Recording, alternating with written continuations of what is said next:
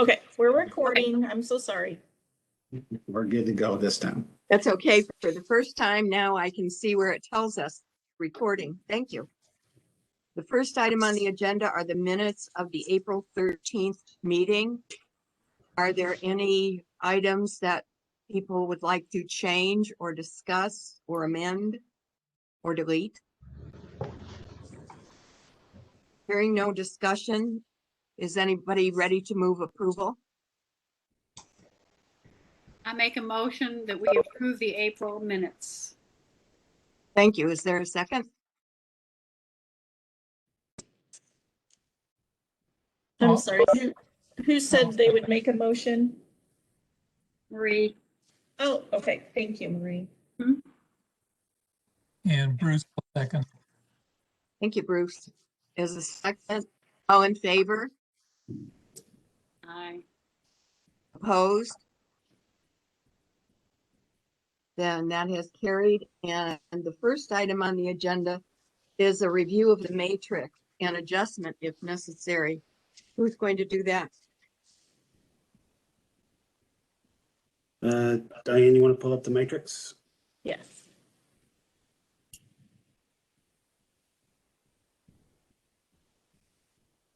I'm not sure that we've ever truly went through the matrix since we've been back, other than we've kind of generally discussed it. I don't know that we've put anything in a particular order. Correct me if I'm wrong. We looked back at the presentation from February, and it was in the presentation, and I think it was sort of in a state that it may have been left from a year ago. So we kind of put it back in that state for this presentation, but Diane, if you leave it, well, it's harder to see it, but we just figured we could shift things around or talk about it.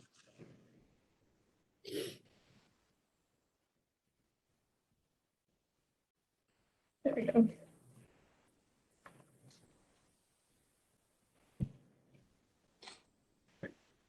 Are you guys seeing the impact effort matrix right now? Yes. Okay.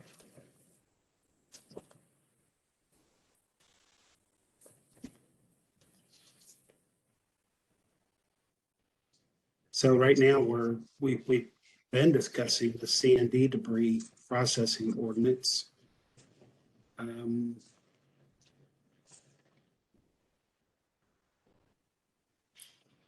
Enhanced enforcement of the yard waste disposal ban. It's already in progress.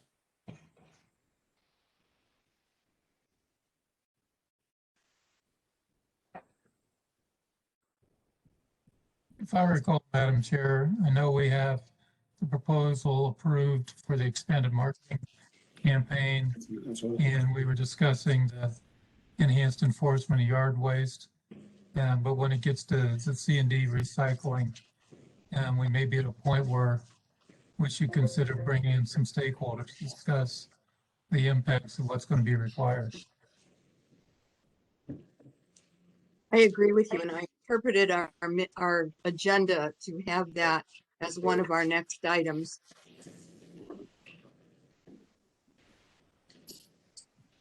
So you want me to put that on the agenda for next month then to find stakeholders? The item for today is to discuss who they are and about potential questions. So I think it's already on the agenda. Okay. I was prepared to speak to it today. If we want to move to that now.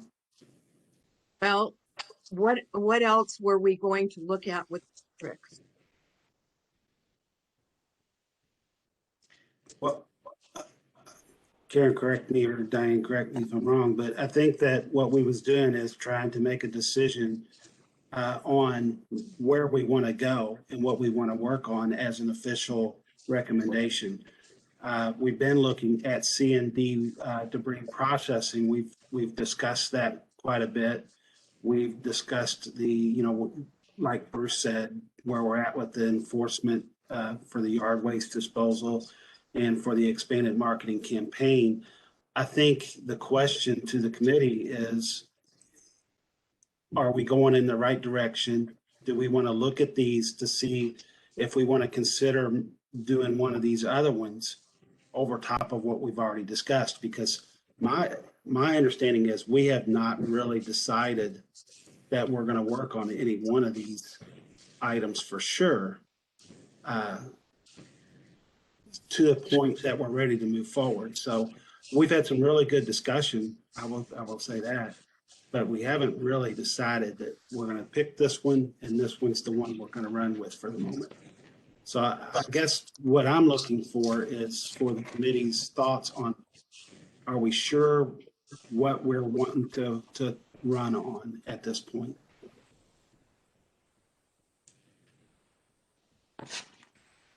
Any comments?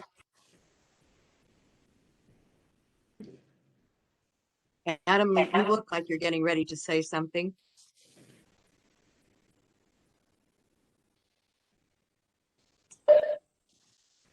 Can you hear me now? Yes. Okay, great. I think on the C&D processing, I think it is something we should continue to look into. But I just think it's not something that's going to be solved or discovered overnight. It's going to take a lot of research, a lot of effort in order to get something to actually take effect in that. I think there's just an enormous amount of different factors that would play into that to making something like that work. I do think, though, that it's worth continuing the discussion on. I think that there is potential there to divert a large amount of material. The 49,000 ton is a very large number, and that potential is there for sure. If we could develop the right plan and find the right company or someone who's willing to take a look at or possibly do some of that separating and sorting. So my opinion is it is something that I think we should continue to discuss. But I don't think it's something that we're gonna come up with a solution anytime in the near future. I think it's gonna take a lot of work and research and effort to put something together there. But I feel like it's worth continuing the discussion. We may not want to devote all of our attention and efforts to that because, like I said, it's going to take a lot of work. But I'd like to continue working on that and at what level and how much we spend working on that, I guess, is still up for debate. But that's my opinion.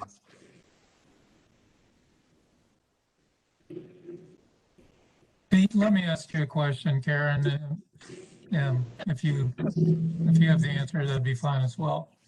We already have a huge diversion of waste or C&D material going on within the county under the agreed upon order at Ralph Avenue. Is there any way that we could somehow monitor the type of material coming into Ralph Avenue to see what could be recovered? Bruce, I think that's a really good question, because that's the kind of material that we're going to be talking about.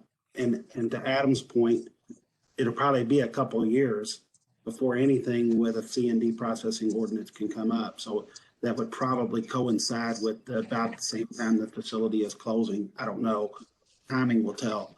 But I think maybe a waste composition study, maybe taking some of those loads and having it separated. Maybe the district pays for that composition study of that material. Maybe they already have it and would be willing to share it. But I think it's a really good point that we should take a look at what material is coming into there. Although I would say that it's not the end all be all, because in my study and looking at C&D recycling, we may end up having to target certain types of demolition or construction to the type of building, considering small wood frames like single-family homes versus heavy wood frame, meaning heavy timber, which has a much bigger value. Brick construction, newer or older brick, is it old mortar? Is it the solid brick? What's the value is totally different. Concrete construction, it's pretty much a no-brainer anyway. It's already taking place. Steel construction, it's already a no-brainer. It's taking place anyway. So I think that while we can take a look at the overall composition of what would be going into a Voigt Avenue facility, we might, when we do a waste composition, try to determine the type of structure or demolition it's coming from. I would think that we would want to have that as part of any kind of an analysis of what is coming into there. Well, I was thinking that they have sufficient space to actually look at the material. If we could get clearance to be able to do a study, and then their regulations does not require, waste every night. So it's not like every container would have to be emptied out and covered every evening. I believe I remember that correctly. It may give us, without interrupting or interfering with anyone else's operation, it may give us a feel for how big a bite of the elephant we're trying to chew on. I think it's a great idea. I think it would be that is a good seeing what's going in over there. But I think that would just be a very large scale. I mean, they're getting, I would think, large amount of loads coming in throughout the day, and it may be somewhat difficult to, without interrupting their operation, sort and determine what you think you could recover from that. But what you just mentioned, Pete, kind of gave me I agree with Pete. I think you're going to have to be extremely selective in the loads that you accept, knowing that it is going to be true C&D, and that the ability to sort this material is there. I think that's starting out going to be a very important thing, is that the loads that you're accepting or that you want to try to sort through fit exactly the mold of what you're trying to get in there. If you start taking loads from just anywhere and any place that they tell you is C&D, I have a feeling that you'll end up possibly overwhelmed and possibly end up with a lot of material that may or may not fit your C&D recovery need. But with that being said, I think maybe a good starting point might be, Pete, do you all have the ability there on Meriwether? I mean, I know you all accept quite a bit of stuff there, and then you sort it into, different areas where it needs to go.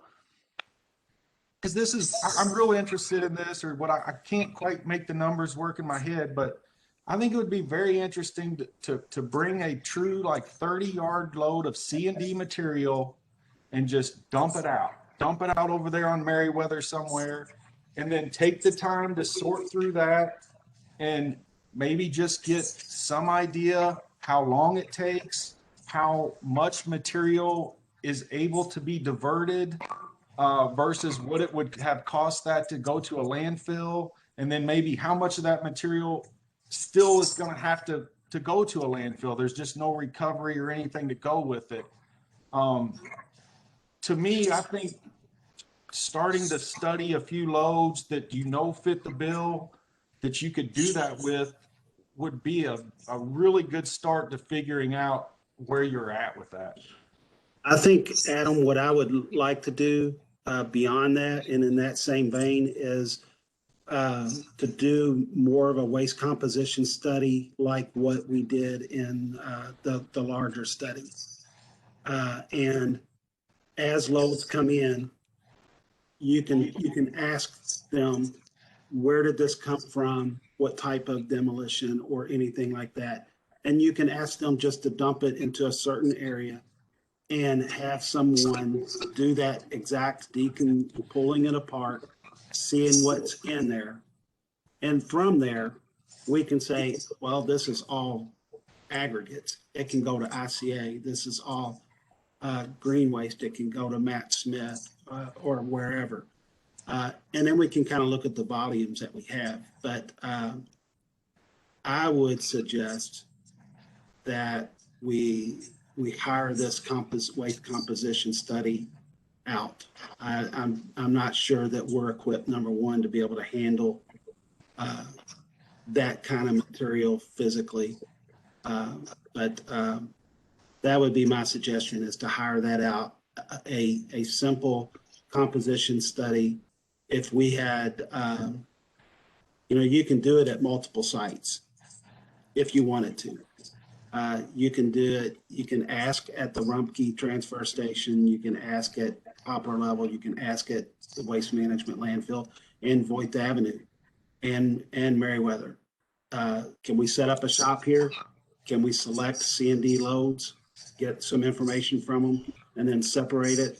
And then we can kind of tell a little bit about what we have coming in all across the city. We can set it up as big at as many spots as we want, or at a single spot, if we believe that that's going to be representative of what is being generated in our community. After allowing you guys a little bit as far as how to do that, but I would suggest hiring it out. Pete, the Ralph Avenue site, they're only permitted to accept CD&D, correct? Yeah, it's actually written into the agreed order, the material that they can accept. I would say that, yeah, it's almost entirely C&D material, with some exception of it.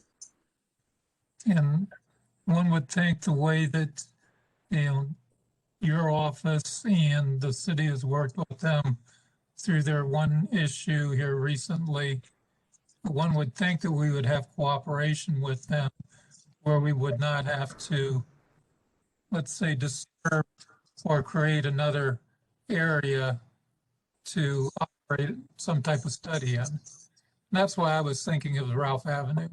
I'm really not, I know it's going to close in a couple of years, but maybe there's some knowledge we could gain there just because of the volume. Even if we pick one out of every 20 trucks and have it dumped out and do just a visual check that it's 90% wood, 10% shingles, something like that. Mm-hmm. I think that I can check on whether or not we can do that. I feel like that we would probably get cooperation. And I think that there's ample space to do it on site over there. So I don't think that we would have trouble with it. And honestly, if we hired it out, I don't think it's going to be that expensive for us to do as compared to the potential benefit of information that we could have on for creating such a C&D processing ordinance, mixed C&D processing ordinance. I think it'd be well worth it myself. But in addition to the composition of the material, the sorting, what you're going to do with it once you sort it, I think all that also plays a very big factor in doing this. So I think you would be a little bit limited into what you discovered if they said, okay, you've got 25% aggregate, 25% wood, 25% shingles, 25% trash. Okay, great. How long does it take a guy to sort through that? Or how long does it take a guy to make that into something that's recyclable?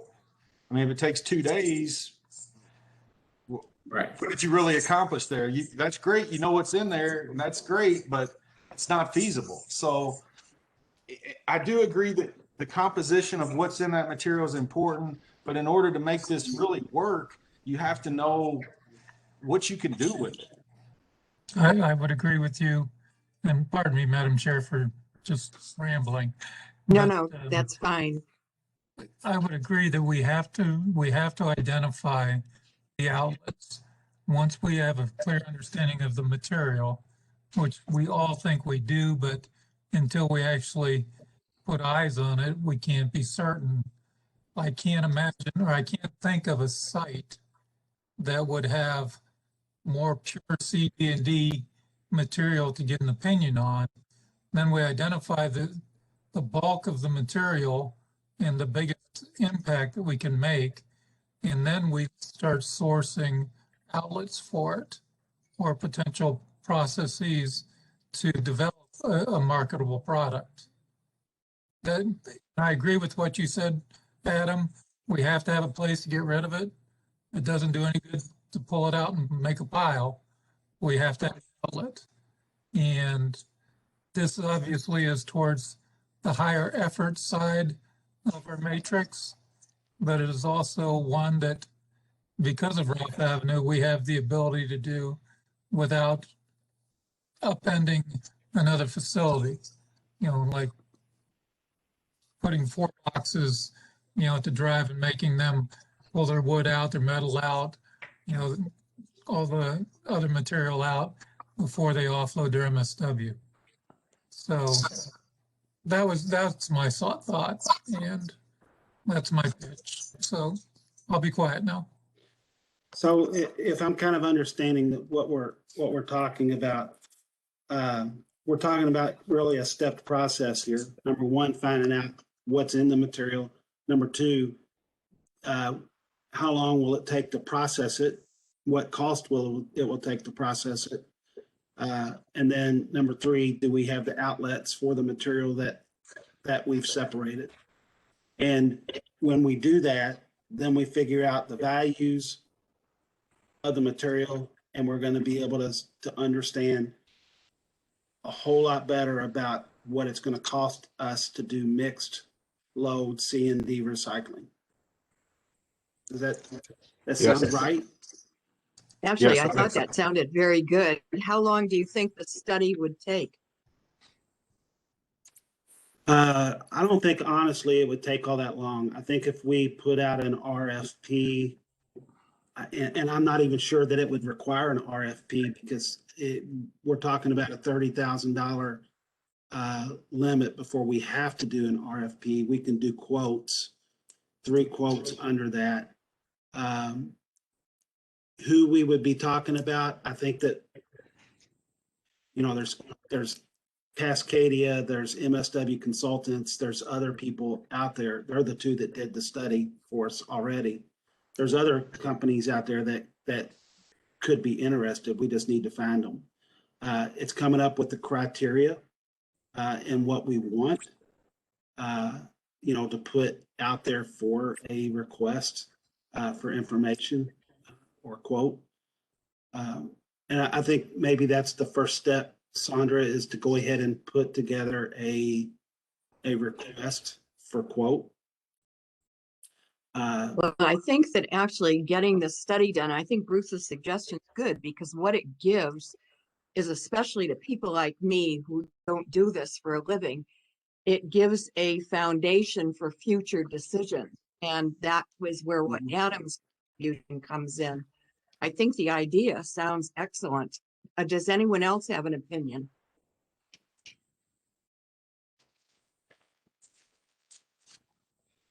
Well, I guess Madam not. Chair, So I'm sorry, ahead. Madam Chair. I always have an opinion. I'm sorry. Me too. I believe we have, we're blessed with enough industry reps that I don't know that we need to spend $30,000 or even, $20,000 to do a study. I think it's just, we've got Adam with aggregate, we've got waste haulers with, and then we've got Matt Smith, obviously, for wood waste. Adam's got a background in some of the asphalt, shingle additives to asphalt. So, I guess I rubbed Lincoln's head off the nickel, but I'm not about spending money.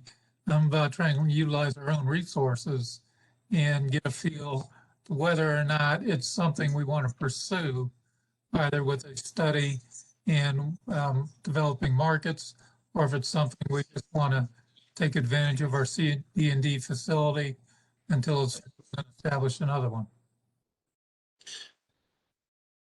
Bruce, I would think that we would want to understand how we're gonna assess it. And $30,000 was a limit that was kind of like for our Office of Management and Budget before we have to do certain things. I don't think that it would take that much money. But there's also, depending upon how many loads that we want to test, a limit as to how much our local expertise and people sitting here can spend or dedicate the time to overseeing or doing that would be able to do. I don't know, but maybe the specifications come first and then deciding if we can, how we can get it done, whether or not we want to use local or we want to quote. I don't know if I'm answering the question right, but Actually, you are, but I think one other thing to think about is, I do think we have a lot of local expertise, but to put it into a comprehensive document at the end by itself is a major project. And I can see us wanting a major document at the end rather than just anecdotal information. I would agree with you, Madam Chair, and, we hire one of the consultants or we use our education representative as well as possibly an intern from U of L. There does need to be a professional document that comes out of this study so that we can actually look at it and move forward. I'm just thinking back how much money we spent on the original study and how long it took, and it's still taking for us to take action on it. So maybe I was trying to cut a corner, but I do agree with you. I think that your point's valid. We do have a lot of local expertise, and while we may hire out a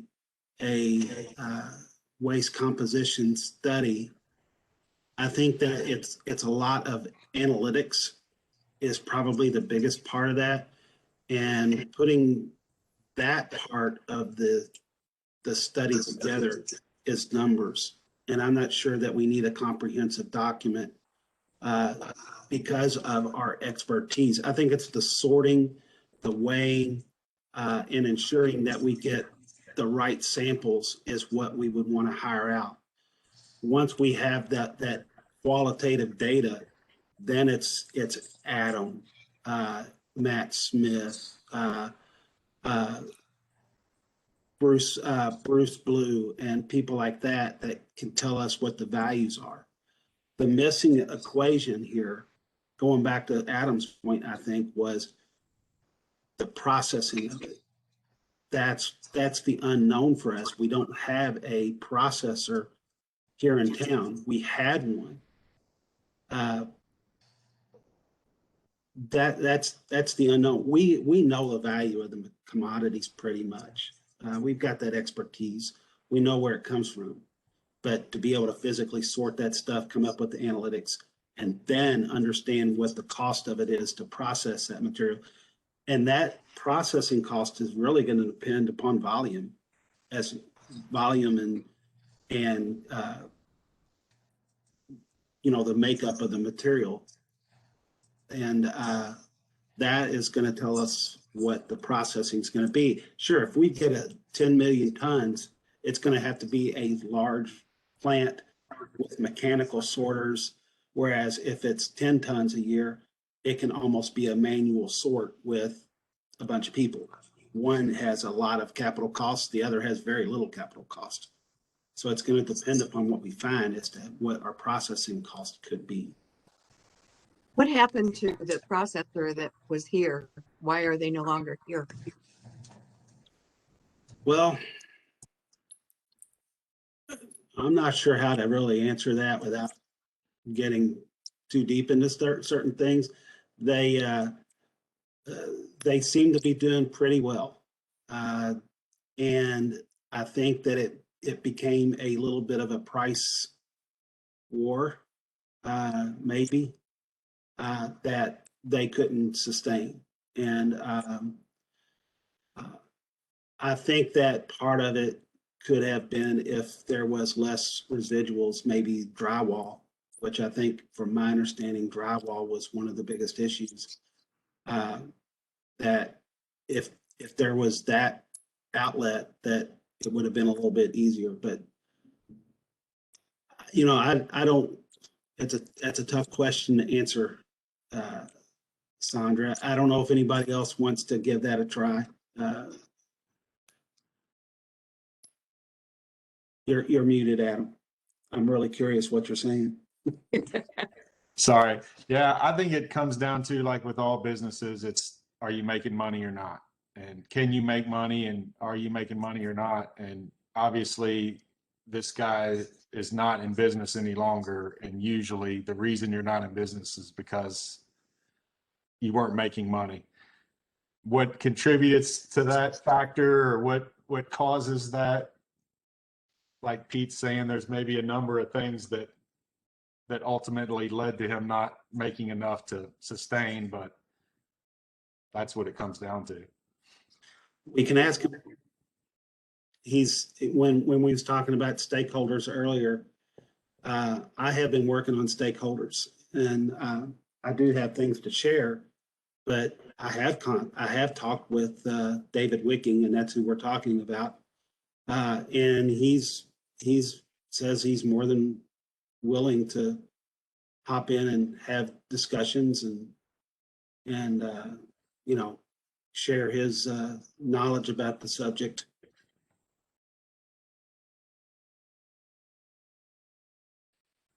That I think is part of, again, this whole process here is it's all good and well and everything, if you can sort it, process it, make it work, but it ultimately is still going to come down to dollars and cents. Like, is a guy going to make money doing this or not? And it can be as the greatest thing ever and the greatest idea ever, but if it costs you $100 to come to this C&D station to dump, or it costs you $50 to come to a landfill and dump, more than likely the guy's going to do what's going to save him the most money, within reason. And that's the whole unique thing of this is, can it be done at a level that is comparable to what you're otherwise going to pay to dump it?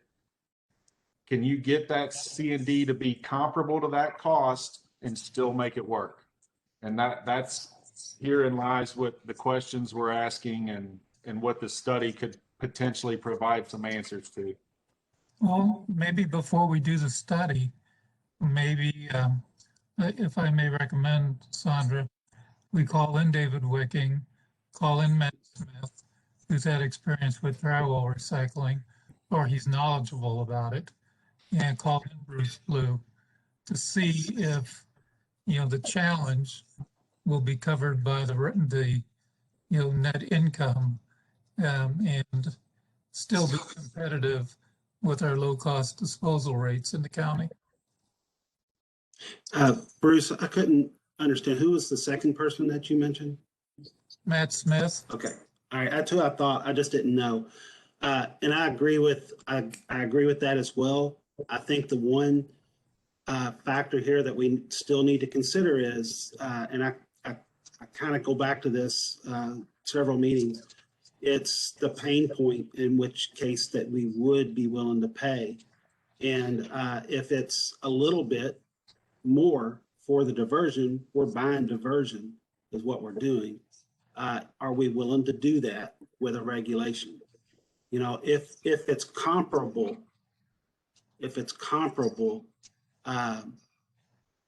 does a regulation ensure that that business is going to be able to be viable? If we're not talking about the $50 difference scenario, if we're talking about a $10 difference in tipping fee per ton scenario, I don't know where that pain point is. But that I think is part of that equation. We can't just make it compared as even, because I don't think it will be even. It's where is our pain point? Well, I think, Pete, when you speak of pain point, my pain point is ordinance. I would like to see if it's something that can be done and without the need of ordinance, to where a company can still foster a profit out of it. And if it can be done, then it would stay on the board. If it's going to be ordinance related, then that's going to even move further across to the higher end effort side of things, which is going to take considerably longer. My thought was just to get an idea of whether or not it can compete with landfill disposal. And, you know, we don't know until we look. Well, and the other part of all of this, if whatever we do is not, and we're back to Adam, is not economically practical, in the long run, it's not going to happen. In the short run, it may, but not in the long run. I would agree. I agree What with about that too. Bruce's idea of bringing those 4 people in to talk to us before we take the step toward a study? How do you feel about that? Sandra, may I pull up a document that I've been working on for stakeholders? Maybe we would like to look at that beforehand. Okay. If I can find my mouse again.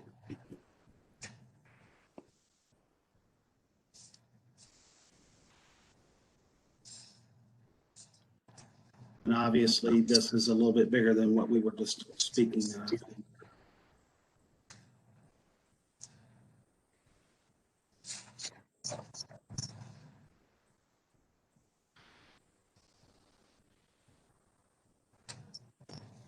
And again, this is, can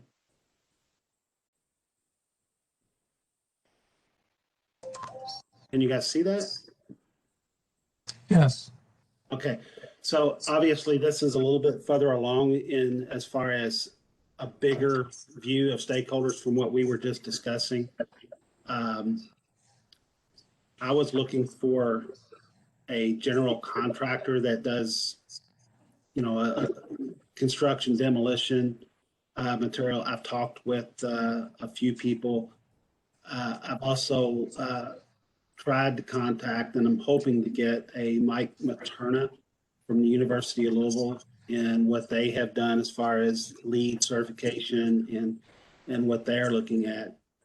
C&D Recycler would have been Dave Wicking. Waste haulers, Bruce Burrow, Brian Slade, who's on it. Roadway construction was Jeff Brown from Louisville. Streets and roads, he's an engineer. And then all these different commodities. I don't think that we need all these people, but for what we're trying to answer. But, you know, I just wanted to let you guys see where I have been working on it. And do we consider any of these other people before we pull in these 4? And I think we're talking about David Wicking, right? He's talking about Adam. Matt Smith. Bruce. Bruce Blue. So that was 4. Shingles, David Wicking, you know, because he still does some of that business. I can help with shingles a little bit also. I would be really interested if David Wicking would would be willing to come and talk to us, I think he would be a very, very interesting person to talk to, because he's essentially had done this and was doing it. And I think he'd probably give you a very good idea of material composition, problems, things that worked well, whether being more selective in the loads he took worked better.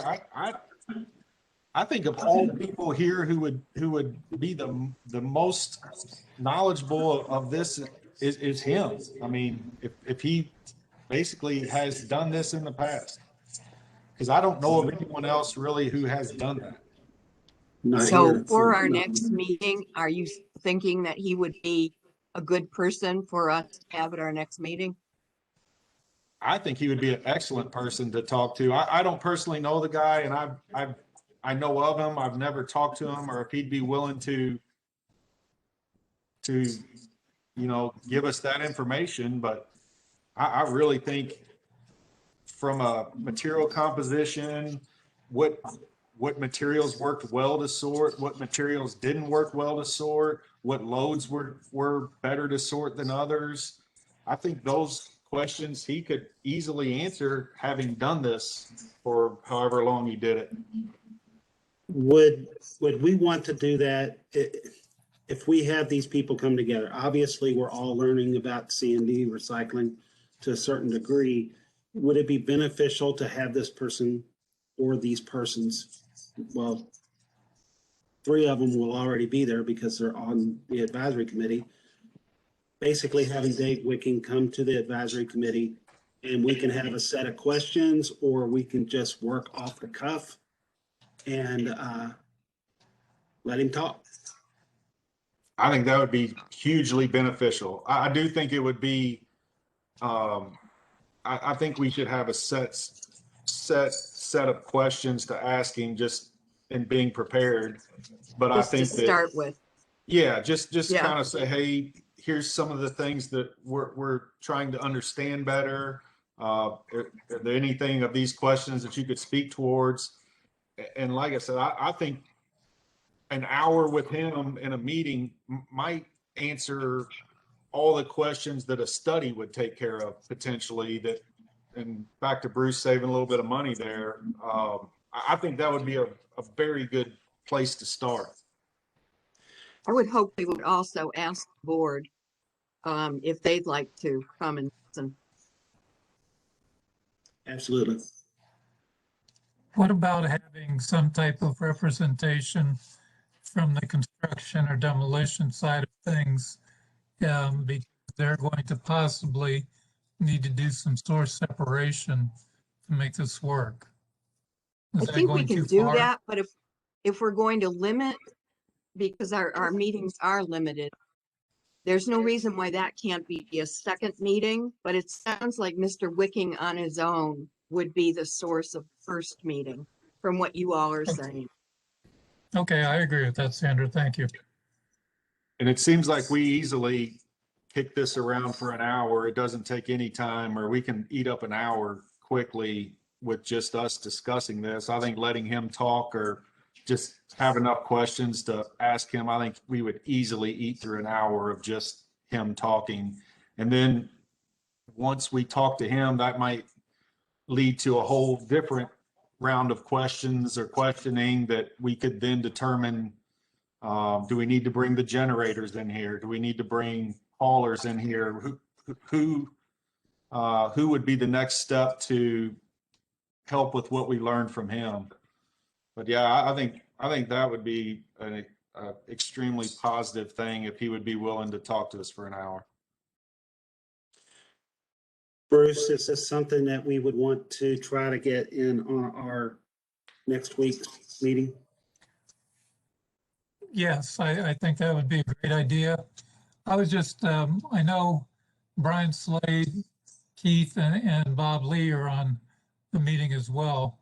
I would just want to see if they have any comments with regard to our plan.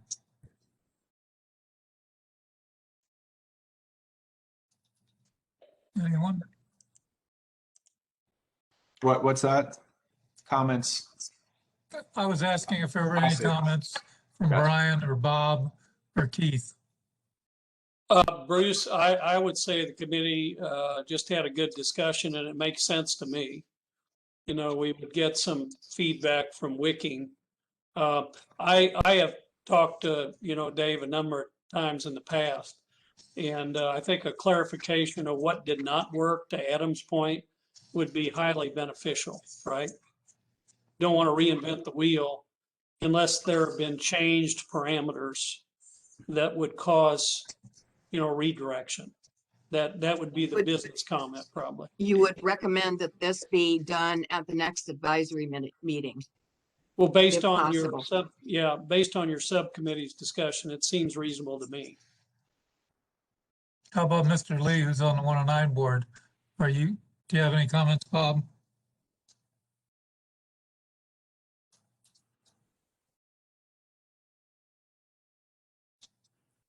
Silence is Lee? agreement. Fine. Yeah, I Well- think, Brian, to your question about asking what went wrong, I also think that we could be a little bit specific about what commodities do we need to deal with to make it work. Yeah, If we cannot find a home for drywall, it may all be a moot point anyway. right. And Matt Smith, I remember, one or two subcommittee meetings ago, had some good comments about that too, because he has dealt with that in Gypsum Board. So I always like to go to people that have firsthand experience. Absolutely. That's always the best. And they will be there because they're on that committee. Right, right.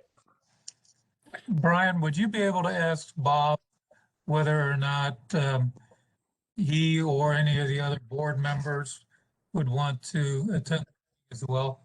Yeah, Just- let me step make- next door. Well, I mean, you don't haven't have been- to do it right now. It's just, Well, I can just do it it's- right now. Bob's probably on a call, but let me check. okay. So Bruce, I think there's a couple other items for the advisory committee next week that I would want to get with you on as we set that agenda. Okay. But I'll get with you offline on that. So while That'll we be could fine. take I think that we could probably take up the next 4 meetings of the advisory committee talking about C&D recycling. But at a certain point, we're going to have to jump off and make a decision on it. I think that this is a really positive step in trying to make that decision, though. I really do. Well, I think it's either going to work or we're going to take it off the board, one way or the other. And that was my thought. And I don't want to take control of this meeting over Sandra, but that was just my goal was, is it an up or a down on this next step? Well, and actually, that was the agenda. I think you did a great job because what we've been talking about are the agenda items that relate to the C&D recommendations. And the bottom line is, I think you have pointed us in a direction that will cause us to make more sensible decisions. And now, unless there's more comments on this, the only other item on the agenda is the update from the expanded residential marketing campaign. Brian, did you want to say something? No, I tried to catch Bob, but he was on the way out to a meeting, so I apologize.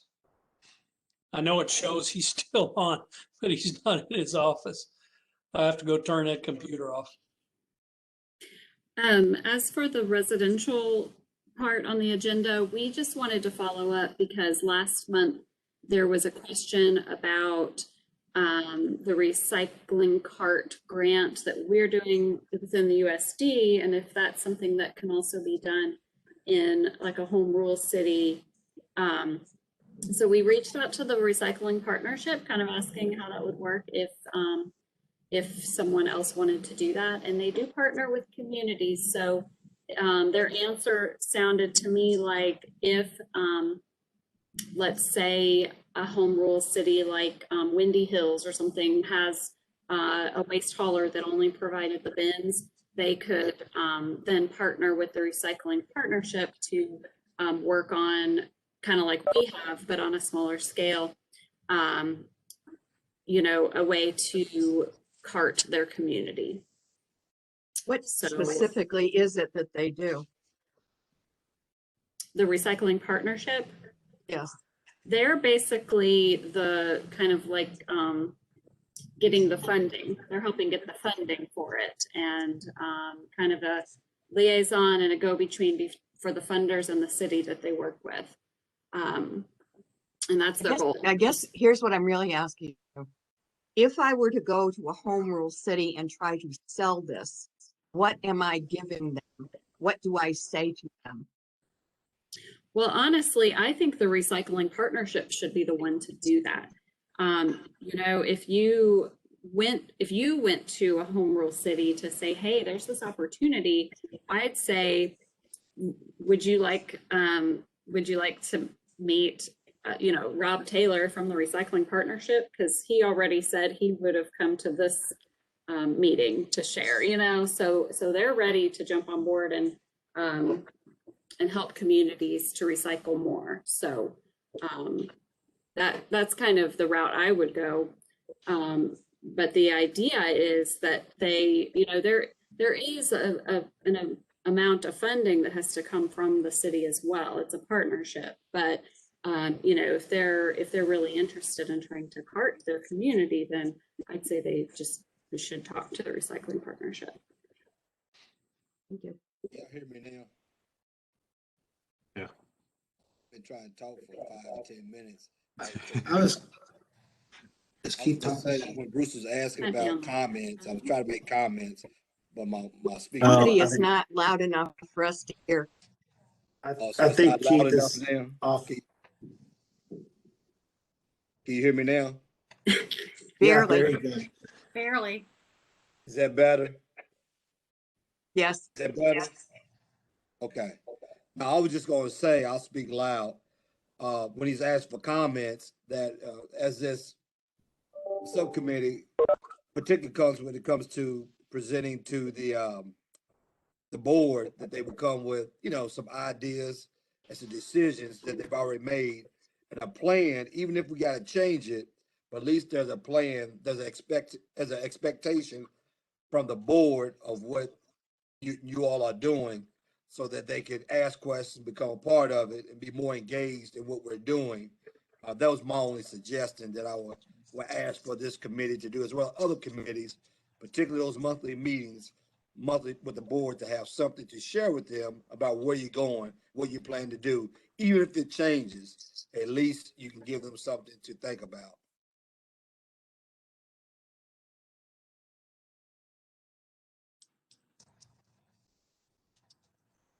Anything else?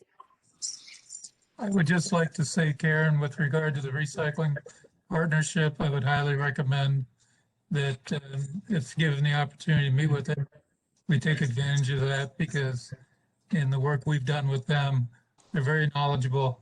They provide great guidance, and it's a very good organization. I see Karen? Matt Smith joined us as well. So Karen, do you think that we could have the partnership, somebody from the partnership, offer up to see if any of the home rule cities and waste haulers want to have just a presentation on what the recycling partnership does and opportunities for grant funding? You know, if we get enough interest, maybe we can set something like that up. You're muted, Karen. Yeah, I think it would be easy to set that up through the partnership. And so gauging interest first, I guess, and just creating a meeting date and time, and we can just have a WebEx or whatever. Sandra, is that something that you can go Yeah, do? in fact, Yeah. I was thinking as you all were talking, this is the kind of thing that might actually go on a board agenda, because it's broad enough that it encompasses everything. You're talking about the Home Rule City Board? Well, no, starting with the 109 board. Okay. And then the home rule cities, if what the presentation does is what you think it's going to do, there are opportunities to talk to all of the home rule cities through the Jefferson County League of Cities. But I think that if we do that, we need to be specific. So if we're, and I mean, the recycling partnership might offer some more, things, but as far as carts go, did we determine if some waste haulers, or I believe I know at least one waste hauler that still uses the bins, but is that consistent? Well, or or for example, my city is a hybrid. Some people have bins, some people, like I do, I have a bin, but my neighbor has a cart. Okay.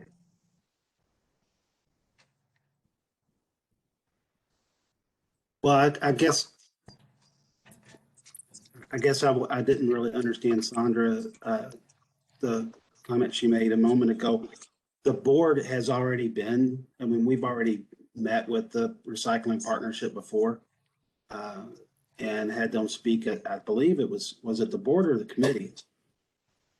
In the board. I feel like that might have been the committee. That was a while ago. Yeah, it was months ago. I think just having, just trying to gauge interest, who's interested in having a presentation. We can give like a rundown or the website for anybody to look at to see if they would be interested. If they are, then the Waste District staff can definitely work to set that up and coordinate that meeting.